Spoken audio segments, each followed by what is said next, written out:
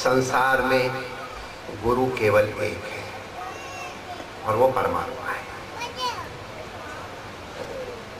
उन्हीं नारायण से, उन्हीं परमात्मा से, उन्हीं विष्णु से, सर्वव्यापक से, उन्हीं शिव से, वही ब्रह्मा, जो भी रूपानुमान, वही जीवों के ऊपर अनुग्रह करने के लिए, जैसे कृष्ण भगवान एक है, लेकिन वृंदावन में ही कम से कम 1 लाख मूर्ति तो था नहीं, नर कितनी होंगी, घर घर पे जोड़ लो तो 1 लाख विग्रह तो कम से कम वृंदावन में।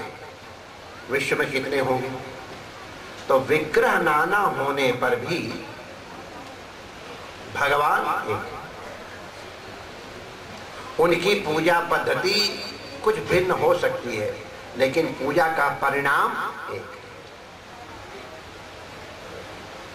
जैसे भगवान निर्गुण निराकार भी हैं, सगुण साकार भी हैं, वही जीव के ऊपर अनुग्रह करने के लिए अवतार रूप में रामकृष्ण आदि के रूप में भी आते हैं।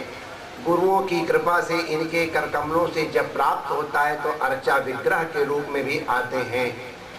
और वही जब जीव के ऊपर कल्याण करना होता है तब सद्गुरु के रूप में पधारते हैं। हर शिष्य के लिए परमात्मा का सद्गुरु के रूप में अलग अलग अवतार होता है।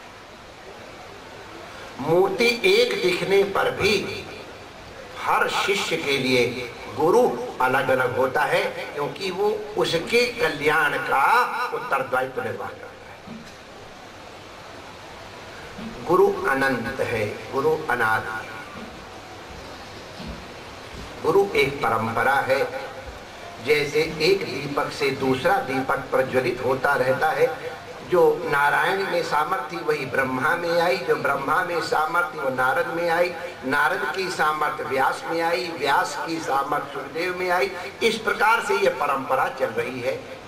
तो उसी प्रकार उस नारायण से अब से लगभग 300 साल पहले जो परंपरा गुरु रूप में परम पूज्य श्री सदानंद जी महाराज के रूप में प्रकट हुई, उन्हीं की ज्योति को हमने साईं गोविंद राम के रूप में देखा।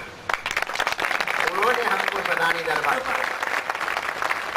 कृपा हमारे गुरु की एक है, साईं गोविंद राम। इन्होंने कई ऐतिहासिक कार्य भगवान ने इनसे कराए। आज तक सदानी दरबार का कोई गुरु माता रानी के गुरु और माता हिंगलाज के दर्शन करके 2 ऐतिहासिक कार्य।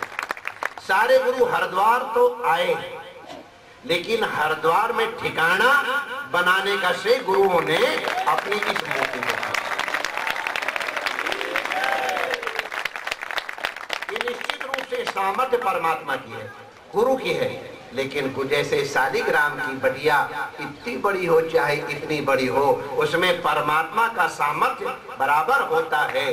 जो सामर्थ्य उस परमात्मा का है, जिनके मन में भावना है, जागी रही भावना जैसी, प्रभु मूरत देखी तिन तैसी, तो उस परमात्मा के इस सद्गुरु का प्रतीक हमारे सामने आज साईं युधिष्ठिर लाल जी के रूप में दिखाई पड़ रहा है। और उनकी आज सामर्थ्य है कि देखो कहां से सदानी दरबार के सेवक और भी विश्व के सारे लोग, जीना मरना हरिद्वार के साथ लगा हुआ है। जीते जी आवे ना आवे, मरने के बाद तो आना ही पड़ता है। और उस समय आए तो मन बड़ा थोड़ा कोई बहुत प्रसन्न तो नहीं होता है। तो उस समय कोई दुखी व्यक्ति आया हो, उसको आओ बैठो, इस तरह कोई प्रेम से कह दे तो उसे लगता है न जाने कितनी बड़ी उपलब्धि हुई है। कहाँ सिंध से, पाकिस्तान से लोग चल फिर करके आएंगे अपने पूर्वजों के पुष्प अर्पित करने के लिए। कहाँ दक्षिण से, संपूर्ण भारत में तो भगवान सदाराम जी के भक्त बैठे हुए, जो सब यहाँ आएंगे अपने पितरों के सत्कार के लिए, पितरों की सेवा करते करते अपने कल्याण के लिए, अपने बाल बच्चों को संस्कार दिलाने के लिए। हरिद्वार में ये महापुरुष भी विद्यमान हैं, सहज इनके दर्शन होते हैं। तो अपने ऋषि ऋण से मुक्त होने के लिए, अपने पितृ ऋण से मुक्त होने, ये 3 प्रकार के ऋण जीव के साथ होते हैं।